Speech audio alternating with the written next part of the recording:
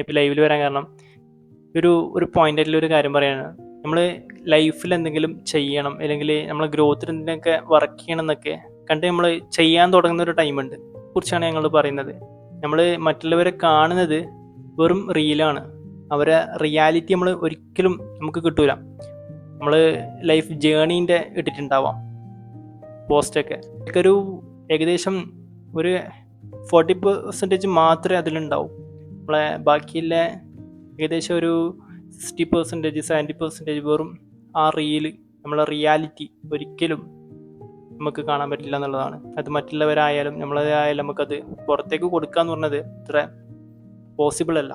ആളുകൾ നോക്കി കാണുന്നതെന്ന് വെച്ചാൽ നമുക്ക് ചെയ്യേണ്ട കാര്യം നമുക്ക് കൃത്യമായിട്ടുള്ള ഒരു അവയർനെസ് ഉണ്ടെങ്കിൽ നമുക്ക് അവിടെ വിജയിക്കാൻ പറ്റുന്നുള്ളതാണ്.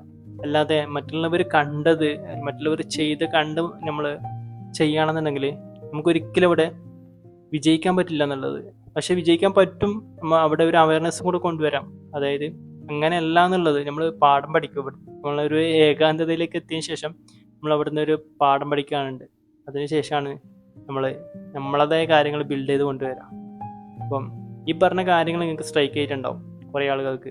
അതായത് സ്വന്തമായിട്ട് എന്തെങ്കിലും ചെയ്യണം, സ്വന്തമായിട്ട് എന്തെങ്കിലും വളർത്തണം എന്നൊക്കെ ആഗ്രഹിക്കുന്ന ആളുകളുണ്ടെങ്കിൽ നമ്മൾ റിയാലിറ്റിയിലേക്ക് ഇറങ്ങുക എന്നുള്ളതാണ്. Okay, thank you.